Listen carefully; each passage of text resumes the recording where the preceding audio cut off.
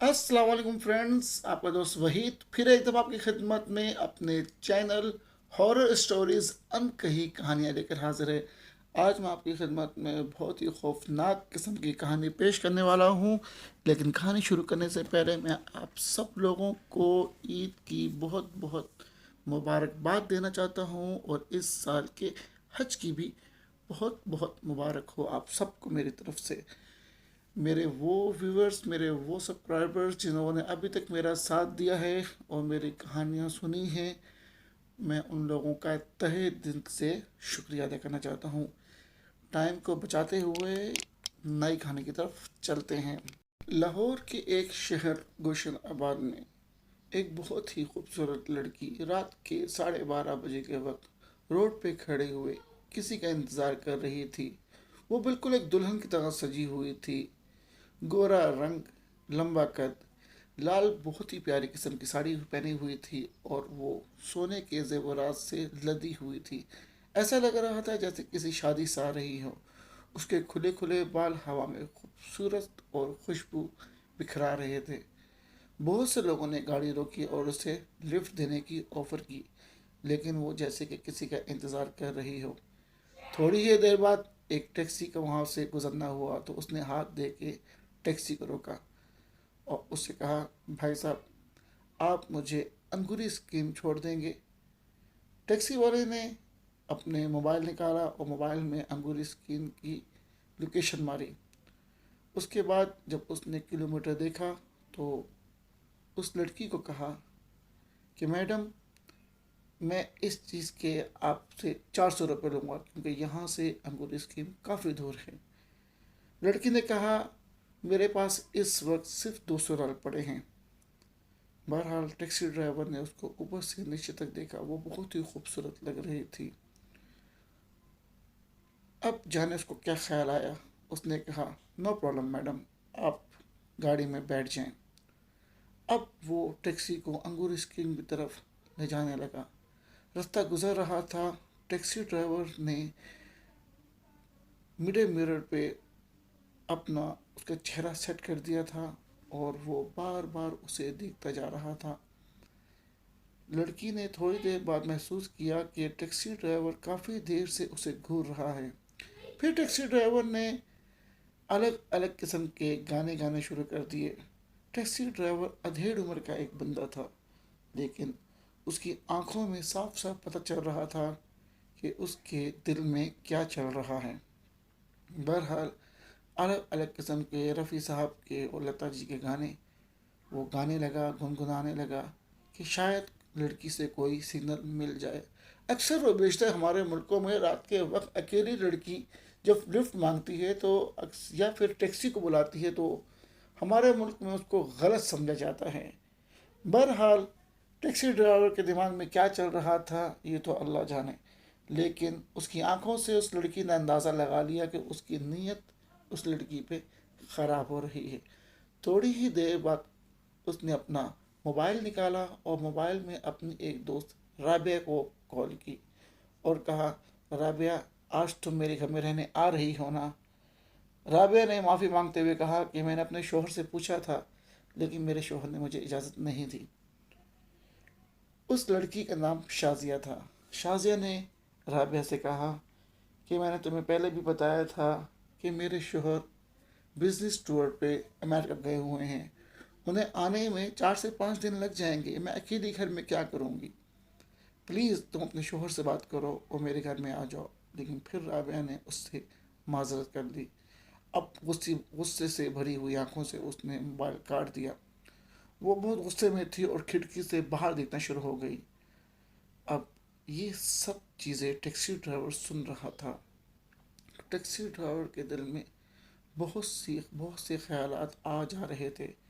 अब उसे ये अंदाज़ा हो गया था, एक खूबसूरत लड़की, दूसरा खाली घर, तीसरा वो सोने से लदी हुई थी।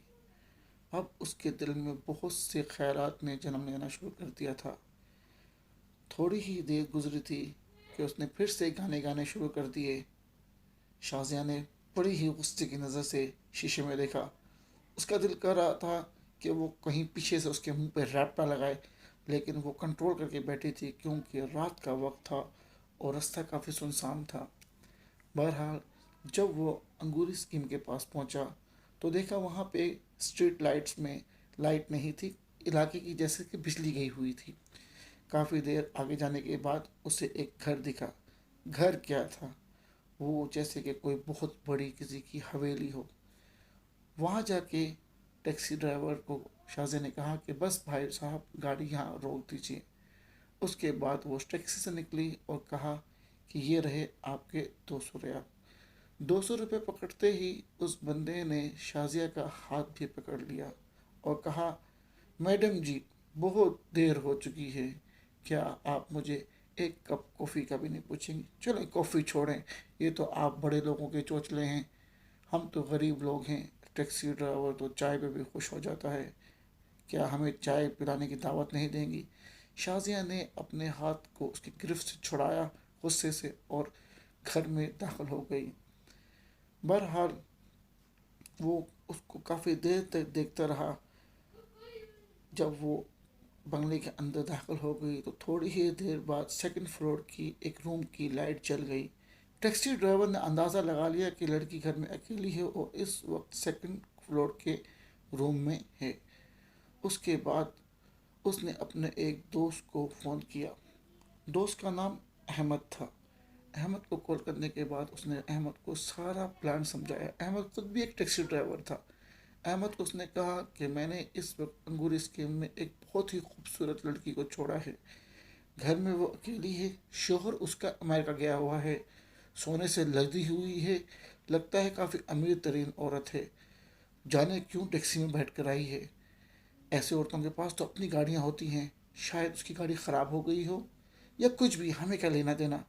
तू आ जा, हम ये वारदात अंजाम देते हैं। एक तो लड़की भी है, उसके साथ भी जो करना है कर लेंगे मिल बांट के, और उसके बाद उसके सारे जेवरात और उसकी करोड़ों की जायदाद, वो सब पे भी हमारा हमला होगा। जितना बड़ा घर है, लगता है तिजोरी में माल भी उतना ही ज़्यादा होगा। ऐसे मौके ज़िंदगी में दोबारा नहीं आते अहमद। अहमद ने कहा ठीक है। बहरहाल इस शख्स का नाम नासिर था।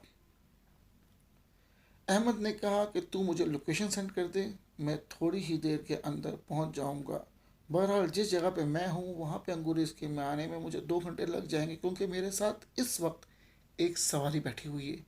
सवारी को आनन फानन उतारता हूँ और आनन फानन ही पहुँचता हूँ। ये मौके ज़िंदगी में दोबारा नहीं मिलते। बहरहाल उसने कहा, आते हुए अपने साथ एक चाकू भी ले आना। उसने कहा, यार तुझे क्या पता, तुझे भी पता है और मुझे भी पता है कि सारे टैक्सी ड्राइवर अपने पास छुरा चाकू तो रखते ही हैं, कब कौन सा पैसेंजर हमला कर दे। बस उसने कहा, मेरे भाई तू तैयार है, जल्दी जल्दी पहुंच, मैं तेरा इंतज़ार कर रहा हूँ। वो बंगले से थोड़ा ही फासले पे खड़ा था। थोड़ी देर बाद उसने पीछे की तरफ जब मुंह घुमाया तो देखा एक मोबाइल उसके पीछे वाली सीट पे पड़ा हुआ है। तब उसे अंदाज़ा हुआ कि ये मोबाइल तो उसी औरत का है जो मोबाइल से अपनी सहेली से बात कर रही थी। अब उसने मोबाइल उठाया और उसके दिमाग में बहुत से और ख्यालात ने जन्म लिया। उसने सोचा, जब तक अहमद आएगा तब तक कौन इंतज़ार करेगा। एक काम करता हूँ, मोबाइल के बहाने जाता हूँ, जब वो दरवाज़ा खोलेंगी मोबाइल लेने के लिए तो चाकू उसकी गर्दन पर रख के अपनी सारी बातें मनवा लूँगा और उसके बाद सोना और जायदाद भी लूट लूँगा। बहरहाल दिमाग गंदगी से और नहुसे से भरा हुआ था। इस वक्त उसके दिमाग में सिर्फ उसका हुस्न और दौलत दोनों ही दौड़ रहे थे। बहरहाल वो जल्दी जल्दी उसके घर के पास गया, अपनी टैक्सी रोकी और जाले से अंदर जाने लगा। थोड़ी ही देर बाद उसने उस घर पे जाके रिंग देने शुरू की। 3 से 4 रिंग देने के बाद उसने देखा कि डोर बेल में कोई नहीं आ रहा। डोर बेल बज तो रही है, आवाज़ भी गूंज रही है, लेकिन कोई बाहर नहीं आ रहा। उसने कहा, यार अगर ये बाहर नहीं आई तो सारा प्लान चौपट हो जाएगा। उसने गुस्से में ज़ोर से दरवाजे की तरफ हाथ मारा और दरवाज़ा अपने आप खुल गया। तो उसे अंदाज़ा हुआ कि वो लड़की दरवाज़ा बंद करना भूल गई थी।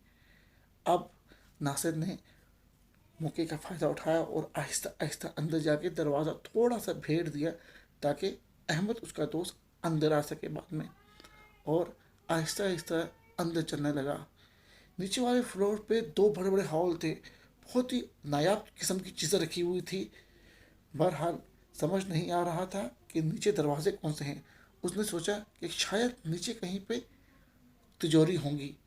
नज़र दौड़ाने के बाद उसे कुछ नहीं दिखा क्योंकि लाइट बंद थी।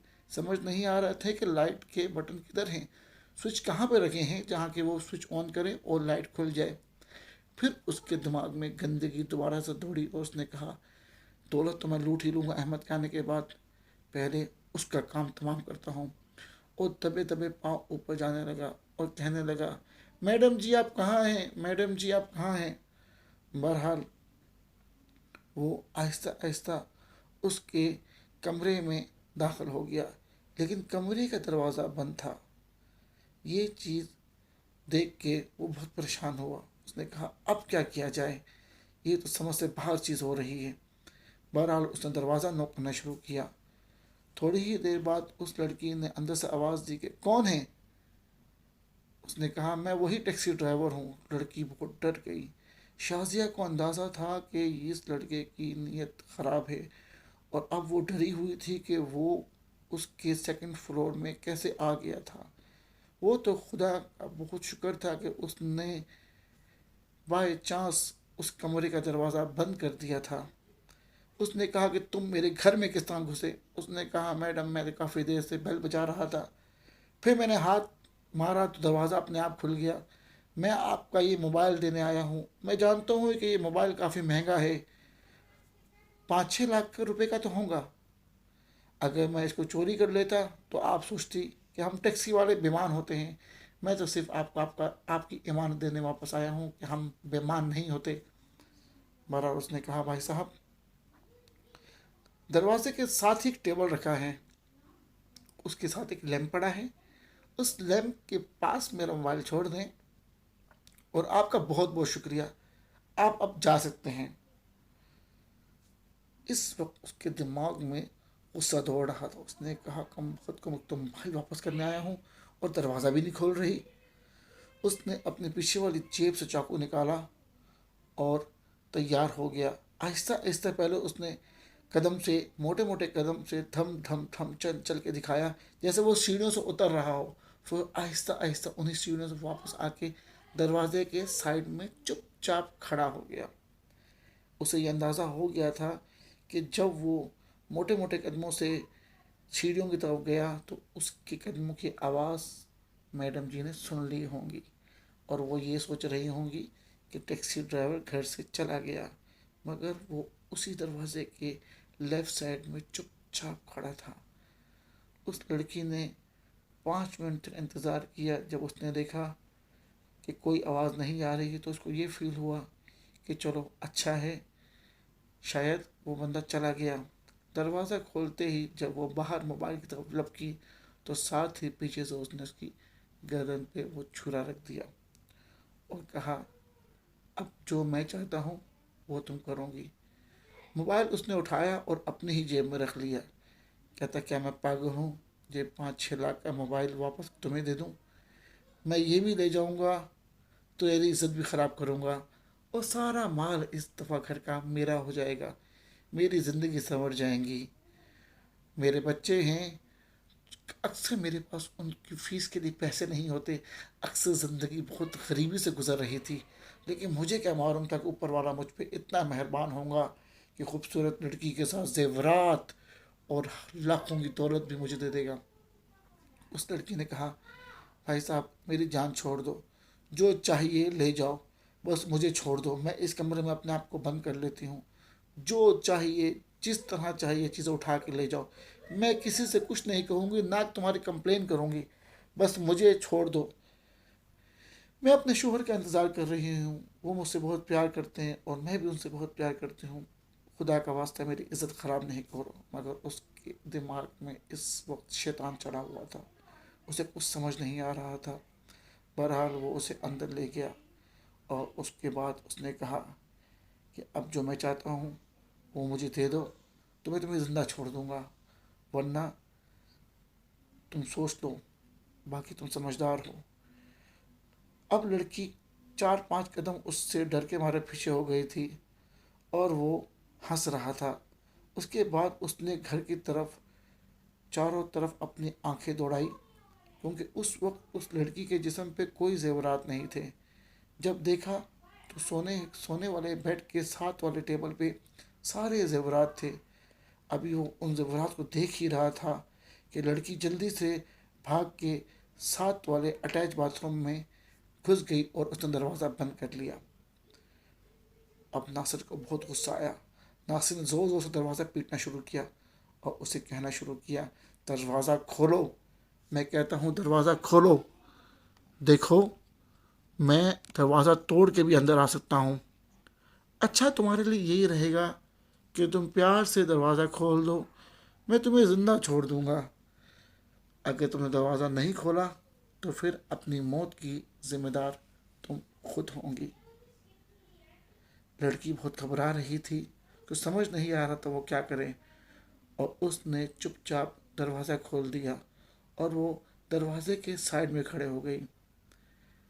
अब नासिर ने दरवाज़ा खोला और दरवाजे खोल के वो अंदर की तरफ लपका। जैसे ही वो तेज़ी से दरवाज़ा खोल के अंदर की तरफ गया, साथ में पड़े हुए डंडे से उस लड़की ने नासिर के सर पे ज़ोर से मारा। नासिर फर्श पे गिर पड़ा। लड़की ने बाहर निकल के दरवाज़ा बंद कर दिया और कुंडी लगा दी। नासिर चीखता रहा कि दरवाज़ा खोलो, दरवाज़ा खोलो, मैं कहता हूँ। लेकिन उस लड़की ने कहा, मैं दरवाज़ा नहीं खोलूँगी।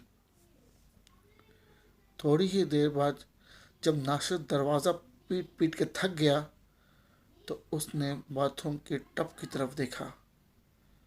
टब की तरफ देखते ही उसकी आंखें बड़ी होना शुरू हो गई, क्योंकि बहुत से टैक्सी ड्राइवर वहाँ मरे पड़े थे।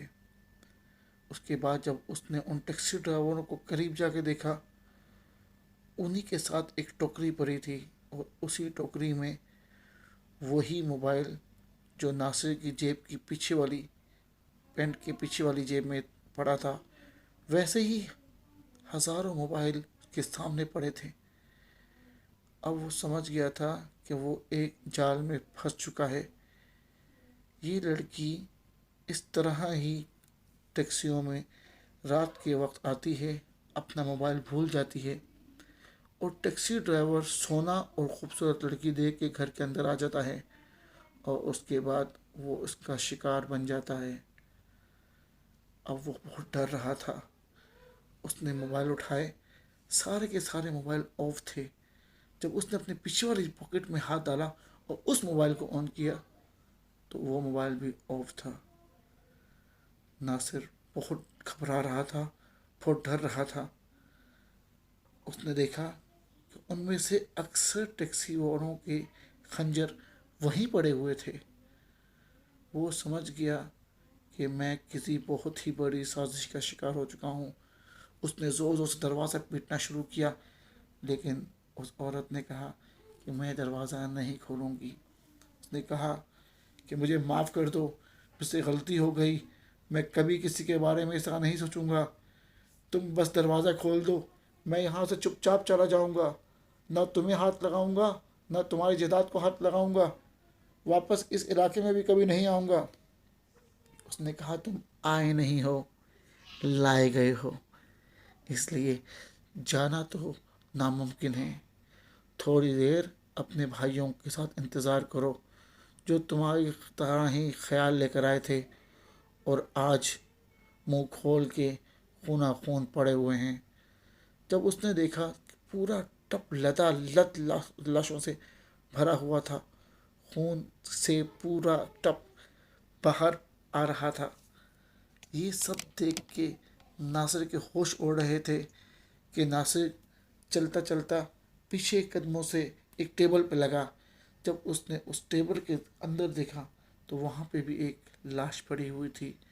उस लाश की आंखें खुली हुई थी और ज़बान बाहर थी। नासिर ने कहा कि ये मेरे खुदा, मैं कहाँ फंस गया हूँ। ये औरत है ये क्या चीज़ है, ये तो कोई बहुत ही बड़ी खिलाड़ी लगती है, मैं किधर फंस चुका हूँ। बहरहाल उसने अब अपने दोस्त को अपने मोबाइल से कॉल किया और कहा, अहमद तू कहाँ है, जल्दी जल्दी आ जा यार, यहाँ एक मसला हो गया है। अभी वो ये बात कर ही रहा था कि वो मुर्दा जो ज़बान खोल के साथ वाले टेबल के अंदर घुसा पड़ा था वो उठा, उसने नासिर का मोबाइल छीना और अपने मुंह में डाल लिया, और उसके बाद वो मोबाइल उसके पेट में चला गया। नासिर हक्का बक्का देख रहा था, और फिर वैसे ही वो मुर्दा वहाँ लेट गया और दोबारा से उसकी ज़बान बाहर आ गई और दोबारा से उसकी आंखें खुल गई। नासिर हैरान और परेशान था। उसको अपने वालिद की वो बात याद आ रही थी कि बेटा, मुर्दा बोरा नहीं करते, मुर्दा हिला नहीं करते। लेकिन वो सारी थ्योरी अब गलत थी, क्योंकि ये मुर्दा उठा भी था, इसने नासिर का मोबाइल छीन के अपने मुंह में भी डाल लिया था, और उसके बाद वो लेट भी गया था। नासिर ने करीब पड़े हुए लकड़ी से उस बंदे को थोड़ा हिलाया कि शायद उसमें जान हो, मगर वो फिर से नीला पड़ा हुआ था, जैसे कि बहुत पुरानी लाश हो। उसकी आंखें बिल्कुल सूखी हुई थी, उसकी आंखों की पुतलियां जैसे सफ़ेद हो चुकी हों, जैसे कोई लाश महीनों से पड़ी हो। उसको समझ नहीं आ रहा था कि इस बंदे ने कैसे उठ के मेरा मोबाइल अपने मुंह में डाल लिया। अब वो बिल्कुल ही बेबस हो चुका था, उसको समझ नहीं आ रही थी कि वो क्या करे, किस तरह यहाँ से निकले। वो धाड़े मार मार के रो रहा था और बार बार दरवाज़ा पीट रहा था कि दरवाज़ा खोल दो, दरवाज़ा खोल दो, मैं जाना चाहता हूँ। लेकिन बाहर से कोई भी आवाज़ नहीं आ रही थी। इस कहानी के अगले पार्ट के लिए आप नेक्स्ट स्टोरी पे क्लिक करें। अस्सलाम वालेकुम फ्रेंड्स, आपका दोस्त वहीद फिर आपकी खिदमत में हाजिर है पिछली कहानी का अधूरा हिस्सा लेके। लेकिन अभी तक जिन फ्रेंड्स ने मेरे चैनल को like, subscribe and bell icon पे क्लिक नहीं किया, वो मेरे चैनल को सब्सक्राइब कर दें, ताकि आप लोगों को हर बार नई वीडियो की नोटिफिकेशन आ सके। चलें अधूरे हिस्से की तरफ चलते हैं। नासिर जो एक टैक्सी ड्राइवर था, अब वो उस बाथरूम में काफ़ी देर से रो रहा था। बाहर निकलने की कोई भी उम्मीद उसे नज़र नहीं आ रही थी। वो धाड़े मार मार के रो रहा था, लेकिन उसको समझ नहीं आ रहा था कि क्या किया जाए, इस मसले का क्या हल हो। थोड़ी ही देर बाद वो कमोड में बैठ गया। कमोड पर बैठने के बाद उसने अपने सर को अपने दोनों हाथों के बीच में पकड़ लिया, और इस वक्त वो अल्लाह को याद कर रहा था। अल्लाह से अपने गुनाहों की माफ़ी मांग रहा था। बार बार ये कह रहा था, या अल्लाह, अगर मैं इस दफ़ा यहाँ से निकल गया तो मैं 50 ज़कात नफल अदा करूँगा, कभी भी किसी औरत को गंदी निगाह से नहीं देखूँगा, अपनी ज़िंदगी शराफत के साथ अपने बीवी बच्चों के साथ गुजारूँगा। या अल्लाह, मुझे किसी तरीके से यहाँ से एक दफ़ा निकाल दे, मेरे बीवी बच्चे मेरा इंतज़ार कर रहे हैं। क्या मेरी इस खता की इतनी बड़ी तो मुझे सज़ा देगा? क्या इन दूसरे टैक्सी ड्राइवरों की तरह मेरी भी जान निकल जाएंगी? क्या मैं दोबारा अपने बीवी बच्चों को नहीं देख सकूँगा? ये सब वो अल्लाह से दुआ कर रहा था और रो रहा था। उसको समझ नहीं आ रही थी कि मैं क्या करूं। थोड़ी ही देर बाद उसको उसके मोबाइल की रिंग टोन सुनाई दी, जो उस मुर्दा लाश के पेट में बज रही थी। उसको मालूम था कि अब अहमद उससे मिलने के लिए आ रहा है, लेकिन उसको ये समझ नहीं आ रही थी कि वो अहमद को किस तरह बोले कि ध्यान से अंदर आ, क्योंकि कहीं तू भी मेरी तरह इस औरत का शिकार ना हो जाए। लेकिन उसको ये समझ नहीं आ रही थी कि वो उस मुर्दे के पेट में हाथ कैसे डाले। थोड़ी ही देर बाद उसने अपना चाकू दोबारा से अपने पीछे रखी हुई जेब से निकाला दिल किया कि मैं इस मुर्दे का पेट चेक करूं और अपना मोबाइल उसके अंदर से निकाल लूं, लेकिन उसकी हिम्मत नहीं हो रही थी, क्योंकि उस ही मुर्दे ने उसका मोबाइल उसके हाथ से छीन के अपने मुंह में डाला था। वो ये सोच रहा था कि अगर मैं चाकू इसके पेट के साथ लगाऊं तो कहीं उसी चाकू से ये मुझे ना मार दे। फिर उसके दिमाग में ये ख्याल भी आ रहा था कि कहीं टब में पड़ी हुई लाशों को इसी मुर्दे ने तो नहीं मारा।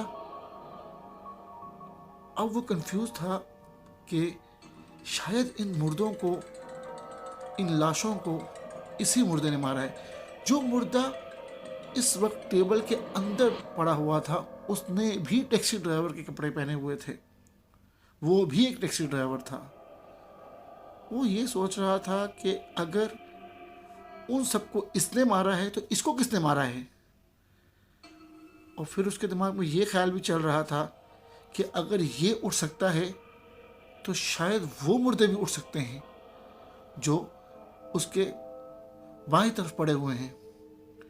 ये सब सोच सोच के उसका दिमाग काम करना बंद हो रहा था। बहरहाल उसने दरवाजे पे जोर जोर से खटखटाना शुरू किया। उसने ये सोचा कि मैं हिम्मत नहीं हारूंगा, अगर मैं हिम्मत हार गया तो मैं मर जाऊंगा। फिर उसने अपने आप को दिल को पक्का किया और समझाया कि शायद ये ड्राइवर जो थे वो कोई लल्लू पंजू लोग होंगे। मैं तो लल्लू पंजू नहीं हूँ, मैं तो काफ़ी दिलेर बंदा हूँ। मैंने बहुत सी लड़ाइयाँ लड़ी हैं, बहुत से झगड़े किए हैं, बचपन से झगड़े करता आ रहा हूँ, झगड़ालू हूँ। हर दोस्त कहता था कि तेरा दिल बहुत मजबूत। उसने सोचा उसके सारे दोस्त ही कहते थे कि तेरे जैसा जिगरा हम में से किसी के पास नहीं, तेरे जैसा मर्द हमने देखा नहीं जो किसी से डरता नहीं, 3-4 लड़कों को तो तू अकेला ही लपेट लेता है। बहरहाल ये सारी बात उसके दिमाग में चल रही थी। और फिर उसके दोस्त ये भी कहते थे कि तू तो दिमाग का बहुत शातिर आदमी है, हर मसले का हल निकाल लेता है, तेरे जैसा दिमाग हमारे पास कहाँ। उसने अपने आप को तसल्ली दी और कहा कि मैं डर क्यों रहा हूँ, मुझे कोई ना कोई ऐसा प्लान बनाना चाहिए कि मैं यहाँ से निकल जाऊँ। बहरहाल उसने दिल पक्का किया और दरवाजे के पास गया और ज़ोर ज़ोर से दरवाजे पर मुक्के मारने लगा और कहने लगा कि देखो मैडम जी, मैं आपसे आखिरी दफ़ा कह रहा हूँ और ये मैं आपको वार्निंग दे रहा हूँ, मैं इन लाशों से डरता नहीं हूँ। अगर मेरे 10 गिनने से पहले पहले तुमने दरवाज़ा खोल दिया तो मैं तुम्हें अपनी ज़बान देता हूँ कि मैं तुम्हें हाथ नहीं लगाऊंगा, चुपचाप यहाँ से चला जाऊँगा। लेकिन मेरे 10 गिनने के बाद तुमने दरवाज़ा नहीं खोला तो मैं इस दरवाज़े को तोड़ के बाहर आऊँगा, तुम्हारी इज्जत भी ख़राब करूँगा, तुम्हें मार भी दूँगा और सारी दौलत लूट के ले जाऊँगा। फिर ना कहना खबर नहीं हुई, मैं तुम्हें आखिरी दफ़ा खबर दे रहा हूँ, खोलो दरवाज़ा। और अब मैं गिनती शुरू कर रहा हूँ। फिर उसने 1 से लेके 10 तक गिनती शुरू की, लेकिन आगे से कोई रिस्पॉन्स नहीं आया। उसने पागलों की तरह हिम्मत करके 8-10 मुक्के ज़ोर ज़ोर से उस दरवाजे पे मारे, लेकिन वो बहुत ही मजबूत दरवाज़ा था जो टूटने का नाम ही नहीं ले रहा था। फिर उसने कहा, मैं कहता हूँ दरवाज़ा खोलो। आगे से आवाज़ आती है, तुम कौन हो? दरवाज़ा कैसे बंद हो गया? ये आवाज़ सुन के वो बहुत हैरान हुआ कि ये क्या बात कर रही है। फिर उसके दिमाग में ख्याल आया कि शायद डर गई है। उसने कहा, मैं अभी दरवाज़ा खोलती हूँ, मेरे घर से निकलो बाहर, ये घर शरीफों का है, तुम कौन हो? मैं घर में अकेली हूँ, मेरा शोहर घर में नहीं है, तुम कहाँ से घुस गए? उसने सोचा इसने मुझे खुद तो बंद किया है, अच्छा शायद डर के मारे अनजान बन रही, अब वो शायद चाहती है कि मैं डर गया होऊंगा और मैं अब यहाँ से निकलना चाहता हूँ और ये भी अनजान बन रही है। उसने कहा, एक काम करो, तुम दरवाजे के सामने खड़े हो जाओ, मैं ये दरवाज़ा ज़रा जाम है, मैं धक्का मार के इसको खोलती हूँ और फिर तुम निकल के चले जाना। तुम वही टैक्सी ड्राइवर हो क्या? मैंने कहा, हाँ हाँ मैं वही टैक्सी ड्राइवर हूँ, क्या आप भूल गई क्या? मैं आपका मोबाइल देने आया था, आप भूल गई क्या? उसने कहा, पता नहीं, मुझे याद नहीं। ठीक है, मैं दरवाज़ा खोलती हूँ, तुम दरवाजे के बिल्कुल सामने खड़े हो जाओ, से ज़रा दरवाज़ा लॉक है, जाम हो जाता है। उसे अंदाज़ा हुआ कि शायद इस लड़की की मेंटली हालत ठीक नहीं है, शायद इसको भूलने की बीमारी है, और ये शायद सब कुछ भूल चुकी है कि मैंने इसकी गर्दन पे चाकू भी रखा था। अब वो फिर से शेर बन गया और दरवाजे के सामने खड़ा हो गया। कहता, धक्का लगाओ, मैं भी धक्का लगाता हूँ इस साइड से अंदर की तरफ, तुम उस तरफ ढकेलो और मैं इसको अंदर की तरफ ढकेलता हूँ, दरवाज़ा खुल जाएगा तो मैडम जी मैं अपने घर चला जाऊँगा। उसने कहा ठीक है। थोड़ी देर बाद उसे अचानक कुछ ख्याल आया और वो ये सोचने लगा कि मैं क्यों धक्का लगा रहा हूँ, मैं तो काफ़ी देर से खोलने की कोशिश कर रहा था दरवाजे को, लेकिन दरवाज़ा तो लॉक है, जाम नहीं है। और फिर उसने कहा कि अगर वो औरत ज़ोर से धक्का मारेंगी तो दरवाज़ा मेरे मुंह पे लगेगा और मैं नीचे गिर जाऊंगा। ये सोच के वो दरवाजे के साइड पे खड़ा हो गया। थोड़ी ही देर बाद उसने देखा कि उस दरवाजे के अंदर एक त्रिशूल घुसा है, एक ऐसा डंडा जिसके आगे 4-5 बड़ी बड़ी लोहे की सलाखें थी, तेज धार। दरवाजे के अंदर से चीरती हुई वो सलाखें बाहर निकली। तब टैक्सी ड्राइवर को ख्याल आया कि अगर मैं दरवाजे के साथ खड़ा हुआ होता तो ये त्रिशूल की सारी सलाखें मेरे अंदर घुस गई होती और मैं मौके पे ही मर गया होता। उस लड़की को बहुत ही गुस्सा आया, क्योंकि जब उसने ज़ोर से त्रिशूल दरवाजे के अंदर आर पार कर दिया तो टैक्सी ड्राइवर के चीखने की आवाज़ नहीं आई। फिर उसने वो त्रिशूल दोबारा से बाहर निकाला तो कहा, कहाँ हो तुम? उसने कहा, मैं तो यही हूँ। उसने कहा, मैंने तुम्हें कहा था कि सामने खड़े हो जाओ, मैं दरवाज़ा खोलने की कोशिश कर रही हूँ ना। वो समझ नहीं आ रही थी कि ये दरवाज़ा खोलने की कोशिश थी या मुझे मारने की कोशिश थी। उसने कहा ठीक है। औरत ने कहा, तुम दोबारा से खड़े हो जाना और अभी हिलना नहीं, इस दफ़ा मैं दरवाज़ा खोल दूंगी और तुम्हें आज़ाद कर दूंगी।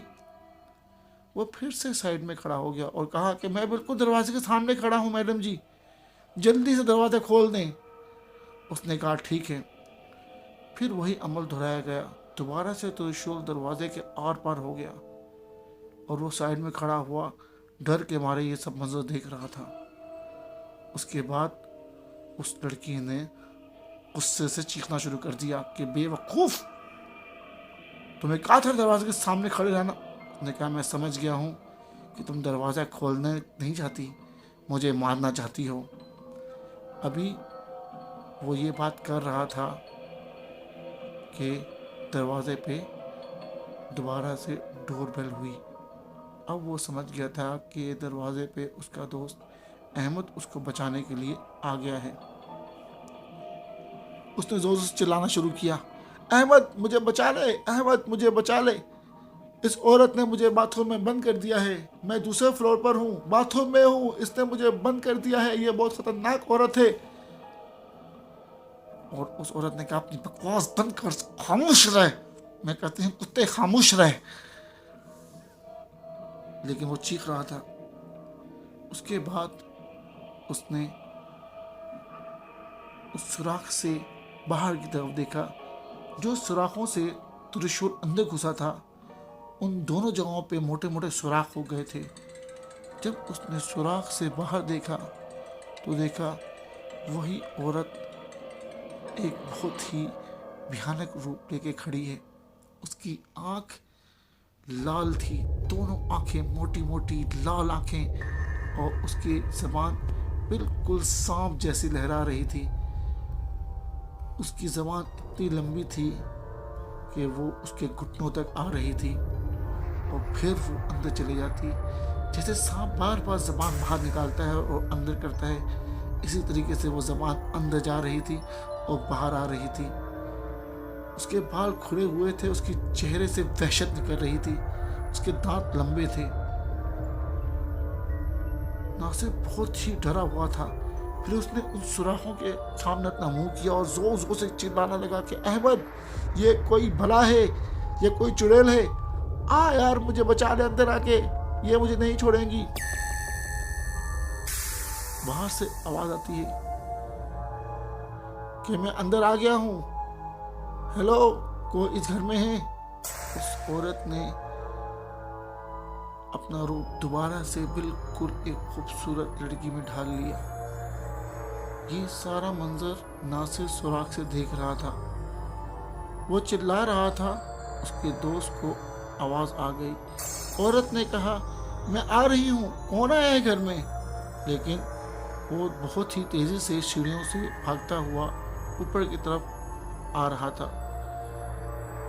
शाजिया को ये बात पता चल चुकी थी कि अहमद ने आवाज़ सुन ली है। अहमद ने अपना चाकू अपने हाथ में निकाला हुआ था, पकड़ा हुआ था और वो ऊपर की तरफ आ गया। उसने देखा कि वो बहुत ही खूबसूरत लड़की सोने में लदी हुई सामने खड़ी हुई है। उसने कहा, मेरा दोस्त कहाँ है? फिर अहमद को पता चला, जब अहमद ने बाथरूम की तरफ देखा तो नासिर ज़ोर ज़ोर से चिल्ला रहा था कि मैं बाथरूम के अंदर फंसा हुआ हूँ, देख, तू मुझे देख सकता है इन सुराखों के ज़रिए, मैं तुझे देख सकता हूँ इन सुराखों के ज़रिए, ये बहुत ख़तरनाक औरत है, जल्दी दरवाज़ा खोल, मुझे यहाँ से आज़ाद कर।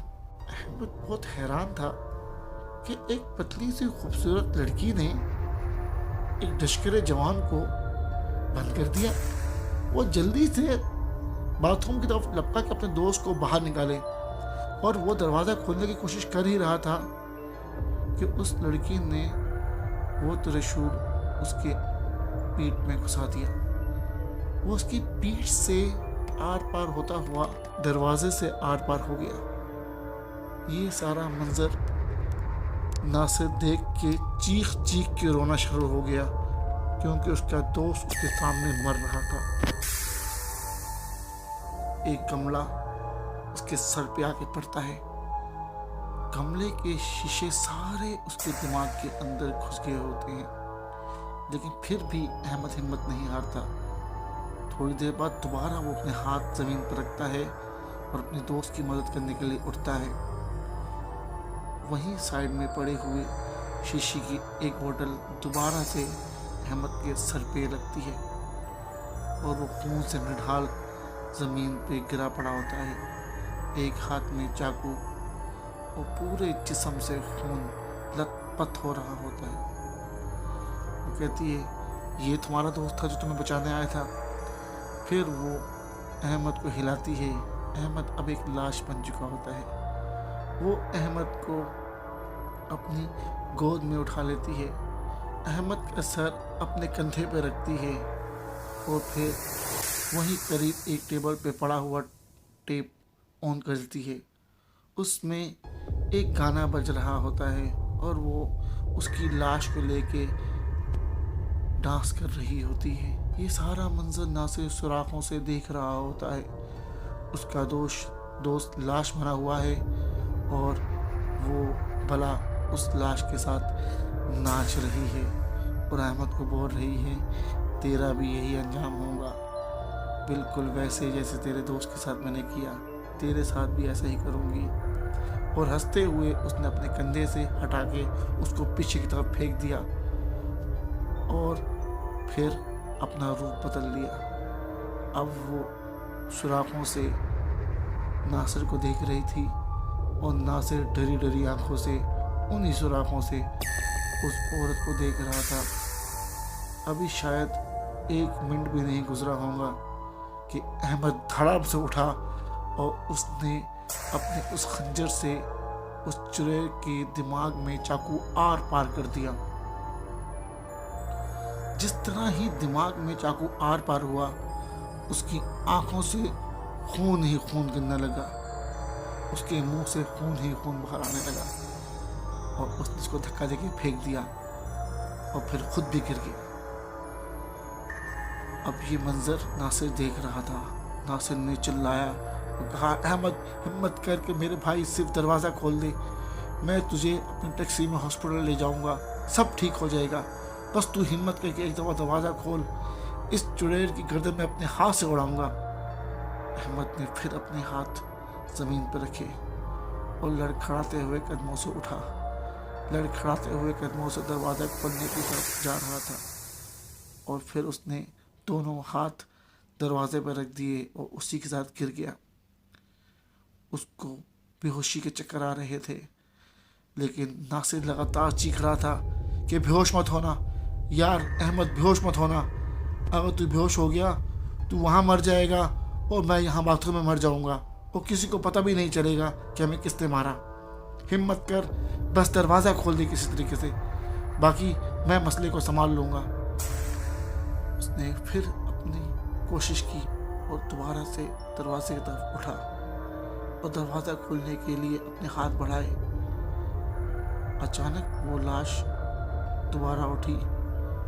उसने अहमद के बाल पकड़े, उसकी गर्दन सीधी की और उसी के चाकू से उसकी गर्दन में फेर दिया। अब उसकी गर्दन से खून के फुहारे निकल रहे थे, जैसे किसी ताजे बकरे को अभी अभी ज़ुबाह किया गया हो। वो फटी फटी आंखों से अपने दोस्त को देख रहा था और उसकी दोस्त की गर्दन की नलियों से खून के फुहारे बह रहे थे। वो जोर जोर से चिल्ला रहा था। उसको समझ नहीं आ रही थी ये तो मर गई थी, ये कैसे जिंदा हो गई। फिर वो दोबारा उसके सामने खड़ी हो जाती है। पहले वो अहमद को देखती है और अहमद का खून चाटना शुरू कर देती है। वो चाकू उसके अभी हाथ में ही होता है जो उसने अपने सर से निकाला हुआ था। उसके सर से कुछ देर तो खून बहता है, उसके बाद खून अपने आप बंद हो जाता है। आंखों से बहता हुआ खून भी अपने आप बंद हो जाता है और वो ज़बान जो घुटने तक आ रही थी वो दरवाजे पे मारती है और वो सुराख से अंदर की तरफ आ जाती है, जैसे कोई सांप अपना फन फैला रहा हो, जैसे किसी सांप की ज़बान किसी सुराख से बाहर आ रही हो। वो इतनी लंबी ज़ुबान थी कि दरवाजे से 1 फुट अंदर तक हिल रही थी आगे। उसने पहले से ही दरवाज़ा अंदर से बंद कर रखा था नासिर ने। नासिर फिर कमोड पे जाके बैठ गया, अल्लाह से दुआएं मांगने लगा, दुरूद शरीफ पढ़ने लगा। फिर उसको अंदाज़ा हुआ जब उसने खिड़की की तरफ देखा जो काफ़ी ऊपर लगी हुई थी बाथरूम में, वहाँ से रोशनी आ रही है, तो उसको अंदाज़ा हुआ कि फजर का वक्त हो चुका है। उसने अल्लाह से काफ़ी दुआएं मांगी कि किसी तरीके से मैं बाहर आ जाऊं, किसी तरीके से मैं बाहर निकल जाऊं, लेकिन उसको समझ नहीं आ रही थी कि मैं किस तरीके से बाहर निकलूं। बहरहाल अब जब उसने दोबारा सुराख में देखा तो वो औरत वहाँ पे नहीं थी। वो दोबारा से जाके उस कमोड पर बैठ गया। थोड़ी देर बाद उसकी आंख लगी। जब उसकी आंख लगी तो किसी ने जोर से उसके मुंह पर चपेट मारी। वो उठता है और आगे पीछे देखता है कि किसने मुझे चपेट मारी। फिर उसको ऐसा लगता है कि मेरा वहम है, क्योंकि दोनों तरफ तो लाशें पड़ी हुई हैं। फिर वो इस ध्यान को हटाता है और कमोड पे अपना सर रख देता है और फिर सोने की कोशिश करता है, क्योंकि पूरा दिन जागा था, पूरी रात जागा था। अब उसकी आंखें और दिमाग उसके साथ नहीं दे रहे थे। बार बार उसकी आंखें बंद होती, बार बार उसको नींद के झोंके आते। वो फिर सो गया। फिर जैसे थोड़ी देर बाद उसके पीछे किसी ने जोर से लात मारी हो। फिर वो गिर के उठा और उसके बाद उसने देखा कि वो लाश जो टेबल के अंदर घुसी हुई थी वो थोड़ी सी सरकी हुई है। जब उसने गौर किया तो उस लाश के पांव के पास एक डायरी पड़ी हुई थी। वो देख के हैरान हो गया कि जिस दफ़ा मैंने पहली दफ़ा इसको देखा था ये डायरी मुझे तब क्यों नहीं दिखी। लेकिन फिर उसको ये मुगालता हुआ कि शायद मेरा वहम है, क्योंकि थकन के मारे उसको नींद इतनी आ रही थी कि वो सिर्फ इस वक्त सोना चाह रहा था। वो फिर कोशिश करता है सोने की और फिर सो जाता है। फिर कोई जोर से लात मारता है उसके पीछे, उसको गिरा देता है। जब उसकी आंख दोबारा से बेदार होती है तो देखता है कि फिर वो लाश थोड़ी सी सरकी हुई है और डायरी इस दफा थोड़ी सी और आगे है। अब वो ये सोच लेता है कि शायद ये लोग ऐसे ही मरे थे या ये मुर्दा ऐसे ही मरा था कि इसको सोने नहीं दिया गया होगा, तभी तो इसकी खुली आंखें हैं और जबान बाहर है। शायद ये जागते जागते ही नींद की तलाश में मर गया। अब उसने वहाँ पड़े हुए बेसन से अपना मुंह धोया, लगे हुए बेसन से मुंह धोया, और मुंह धोने के बाद दोबारा से वो उस डायरी को लेके बैठ गया। उसने सोचा कि ये शायद मखलूक सुबह के वक्त किसी को कोई नुकसान नहीं पहुंचाती। मैं ये डायरी पढ़ता हूँ, आखिर इस डायरी में लिखा क्या है। उस डायरी में लिखा होता है कि मैं एक जर्नलिस्ट हूँ, मैं आज अखबार के लिए काम करता हूँ। अंगूर स्कीम में बहुत सालों से ये देखने में आ रहा था कि जो बंदा वहाँ जाता वो वापस नहीं आता, जो टैक्सी ड्राइवर वहाँ की सवारी उठाता वो वापस नहीं आता। एक ही बंगले के सामने उसकी गाड़ी मिलती लेकिन टैक्सी ड्राइवर नहीं मिलता। पुलिस वालों ने उस बंगले में जब छापा मारा तो पता चला कि वहाँ पे कुछ भी नहीं है, वो बंगला काफ़ी सालों से बंद पड़ा है। फिर मैंने मालूम करने की कोशिश की कि आखिर इस बंगले की कहानी क्या है, तो मुझे पता चला कि एक नया कपल यहाँ पे रहने के लिए आया था। एक बंदा जो अमेरिका से पाकिस्तान अपनी कज़न से शादी करने आया था, शादी करने के बाद वो अपनी बीवी को इस बंगले में ले आया था। थोड़े दिन के बाद वो अपनी नई नवेली दुल्हन को कुछ दिनों के लिए छोड़ के किसी बिजनेस मीटिंग में अमेरिका गया था। एक टैक्सी ड्राइवर ने उसकी बीवी के साथ ज़्यादती की और उसे मार दिया। उसका सारा सोना भी लूट के ले गया और घर की काफ़ी महंगी महंगी चीज़ें भी वो लूट के ले गया था। एक दिन उसने सोचा कि मैं इस राज पे से पर्दा हटा के रहूँगा, और फिर उसने टैक्सी चलाना शुरू कर दी। वह हर रात को मशहूर जगहों पे घूमता रहता कि काश कोई बंदा मुझे ऑफ़र कर दे। 1 महीने तक वो रात को घूमता रहा और एक दिन एक जगह पे उसे एक खूबसूरत लड़की मिली जो लाल साड़ी में थी, जेवर से लदी हुई थी। उसने कहा, भाई साहब मुझे अंगूरी स्कीम जाना है, क्या आप मुझे छोड़ देंगे? उसने कहा, क्यों नहीं मैडम। उसने कहा, कितने पैसे लेंगे? उसने कहा, वहाँ का भाड़ा 300 से 400 रुपये बनता है। वही अल्फाज उस औरत ने दोहराए कि मैं 200 रुपये लूँगी। अब वो उस लड़की को देख रहा था और सोच रहा था कि मैंने इसे कहाँ देखा है, और फिर उसने कहा, मैडम आप बैठ जाएं, मैं छोड़ देता हूँ। फिर उसने अंगूरी स्कीम के उसी बंगले के सामने गाड़ी रोकी और उस लड़की को उतार दिया। उस लड़की ने 200 रुपये दिए और वो उस हवेली के अंदर चले गई। अब ये बंदा ये सोच रहा था कि मैं जब पुलिस वालों के साथ आया था तो ये तो काफ़ी सालों से हवेली बंद थी, लेकिन आज हवेली साफ भी दिख रही है। थोड़ी देर बाद उसने देखा कि 2nd फ्लोर की लाइट जल गई है। वो सोच रहा था कि आखिर इस कहानी का सानिया क्या है, आखिर वजह क्या है कि ये बंद हवेली में ये औरत गई, बिल्कुल मॉडर्न औरत, बिल्कुल जवान औरत, और फिर ऊपर वाले फ्लोर की लाइट भी जल गई, और आज ये हवेली पहले जैसे गंदी भी नहीं दिख रही। इसको देखकर ऐसा लगता है कि यहाँ पे रेगुलर कोई रह रहा है। ये बात वो सोच ही रहा था और उसने टैक्सी थोड़ी आगे दौड़ाई। जब पीछे मुड़ के देखा तो मोबाइल पड़ा हुआ था। उसने सोचा कि शायद वो लड़की मोबाइल भूल गई है, और फिर उसके दिमाग में भी वही ख्याल आया कि चलो मैं इसको मोबाइल वापस करता हूँ, इस बहाने मुझे इस रास्ते से पर्दा हटाने की वजह मिल जाएंगी। वो वैसे ही मौके की तलाश में था और अब मोबाइल उसके हाथ में था।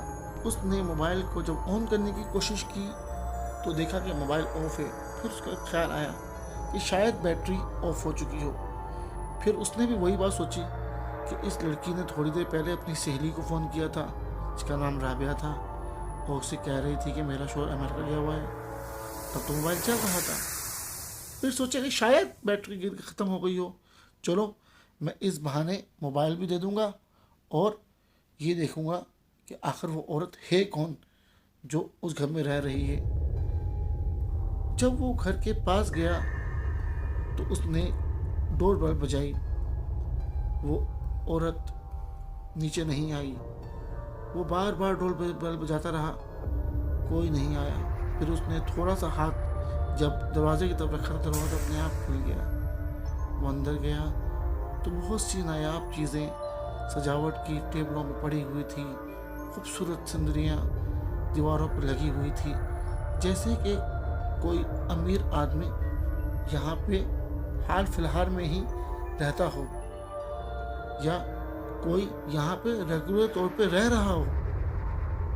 वो ये सब देख के हैरान था कि थोड़े अरसा पहले जब मैं पुलिस के साथ आया था, धूल मिट्टी के अलावा यहाँ कुछ नहीं था, लेकिन आज तो ऐसा लग रहा है जैसे कोई फैमिली यहाँ पे रहती रही हो। दिमाग उसका काम नहीं कर रहा था, लेकिन इसके पीछे राज क्या था वो ये जानना चाहता था, क्योंकि उसको अपने अखबार की हेडलाइन चाहिए थी। बहरहाल वो मैडम जी करते हुए ऊपर चला गया। जब वो ऊपर के फ्लोर में गया तो उसको चीखने की आवाज़ आई, जैसे कोई लड़की चीख रही हो, मदद के लिए बुला रही हो। वो जल्दी तेज कदमों से भागता हुआ कमरे में चला गया। फिर देखा कि बाथरूम के अंदर से आवाज़ आ रही है। उसने जल्दी से दरवाज़ा खोला और बाथरूम के अंदर घुस गया। वो ये सोच रहा था कि शायद उस लड़की के साथ कोई ज़्यादती तो नहीं कर रहा, लेकिन जब वो उस कमरे के बाथरूम के अंदर घुस गया तो पीछे से उस औरत ने दरवाज़ा बंद कर दिया और कहा कि बुद्धू, तुम मेरे जाल में इतनी आसानी से फंस जाओगे, मुझे अंदाज़ा भी नहीं था। फिर उस जर्नलिस्ट ने सोचा कि मैं ये कौन सी गलती कर बैठा हूँ। जब उसने टप की तरफ देखा तो वो सारे टैक्सी ड्राइवर जो नामालूम हो चुके थे, उनकी लाशें उधर पड़ी हुई थी, सब खून में लथपथ थे।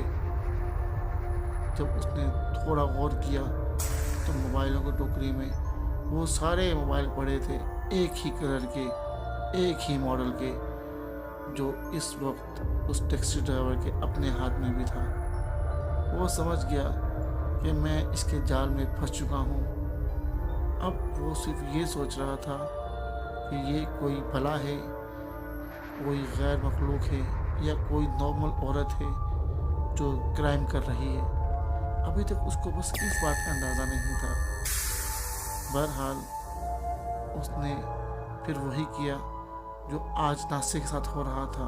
दरवाजे मारता रहा, चीखता रहा, बोलता रहा कि मुझे बाहर निकाल लो।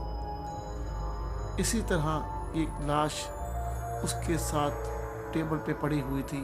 जब उसने अपना मोबाइल निकाला और अपने एक दोस्त को मदद के लिए सिर्फ ये कहा कि मैं अंगूरी स्किन में हूँ और मैं फंस गया हूँ, या मेरी मदद कर, जल्दी आ जा। ये इस बात को कर ही रहा था कि वहाँ पे पड़े हुए मुर्दे ने उठ के उसका मोबाइल उसके हाथ से छीना और वो उसको निकल गया। और फिर वह मुर्दा दोबारा लेट गया और उसकी ज़बान बाहर आ गई। ये सब बिल्कुल सेम था। एक डायरी थी जो उसने अपने पेट में छुपाई हुई थी, अपने पैंट के अंदर। अपनी कमीज खोली और उस डायरी को निकाला। उस डायरी पे सारा हाल अहवाल लिख दिया, जो जो उसके साथ होता रहा। वो रोता रहा, चीखता रहा। फिर उस औरत ने उसको बोला कि दरवाजे के पास आ जाओ। जब वो दरवाजे के पास आता तो त्रिशूल अंदर आता। 2 दफ़ा त्रिशूल अंदर आया। उसने भी यही गलती की थी कि वो साइड में खड़ा हो गया था और वो बच गया था। उसके दोस्त की भी मौत इसी तरह हुई जो उसको बचाने आया था। ये सब कुछ सेम था। समझ में ये नहीं आ रहा था कि आखिर इस कहानी का मसला क्या है। फिर उसको कुछ दिन के बाद याद आता है, जब वो उस लड़की को सोचता है कि ये तो वही लड़की थी, शाजिया, उस लड़के की वाइफ जो उसको अमेरिका से ब्याने के लिए आया था, वो जो उसको छोड़ के चला गया था और उसके साथ जो हादसा हुआ था। अब वो समझ गया था और फिर उसने डायरी पे वो सब कुछ लिखा कि ये वही लड़की थी जो मर चुकी थी। अब वो सारे टैक्सी ड्राइवरों से बदला लेती है, हर रात खड़ी होती है और हर रात किसी न किसी को अपना शिकार बनाती है। कुछ लोग इस चक्कर में अंदर आ जाते हैं कि खूबसूरत लड़की, सोने से लदी हुई, अकेली, हज़ारों की जायदाद, लाखों की जायदाद। और कुछ लोग इस तजस्सुस में आते हैं, इस फिक्र में आते हैं कि चलो एक औरत अपना मोबाइल भूल गई है, मैं मोबाइल वापस कर दूं। कुछ लोगों के दिमाग बिल्कुल साफ थे, वो बेचारे सिर्फ मोबाइल देने आए थे और उनके साथ भी वही हुआ जो उन लोगों के साथ हुआ जो उसकी इज्जत ख़राब करने आए थे। अब उस औरत के दिमाग में सिर्फ एक ही बात थी कि ये सारे मर्द एक जैसे हैं, ये सारे टैक्सी ड्राइवर एक जैसे हैं, ये सिर्फ औरत की इज्जत ख़राब करना जानते हैं। उसने अपने आखिरी पेज में यही सारी दास्तान लिखी और कहा कि मैं जानता हूँ कि मैं थोड़े दिन में यहाँ पे चीख चीख के चिल्ला चिल्ला के मर जाऊँगा, या तो ये मुझे अंदर आके मार देंगी या मैं भूख प्यास से मर जाऊँगा। लेकिन मैं ये किताब इसलिए लिख रहा हूँ कि शायद अगर किसी को यहाँ से बाहर निकलने का मौका मिल जाए तो वो मेरी इस कहानी को अखबार में ज़रूर शाये करना। मेरा नाम, उसने पूरा नाम अपना उसके नीचे लिखा था, उसका नाम वहीद अहमद था। वो बेचारा सिर्फ ये डायरी लिख के अपना नाम नीचे लिख के मर गया था। बहरहाल नासिर को पूरी स्टोरी समझ तो आ गई थी, लेकिन नासिर को ये समझ नहीं आ रहा था कि वो यहाँ से निकलेगा कैसे। लेकिन नासिर के साथ भी वही हुआ जो वहीद के साथ हुआ था, जो अहमद के साथ हुआ था, जो वहाँ पड़ी हुई लाशों के साथ हुआ था। कि थोड़े दिन के अंदर नासिर भी भूख प्यास से मर गया और वो भी उन लाशों में से एक लाश का हिस्सा बन गया। आज तक इस कहानी का राज राशि है।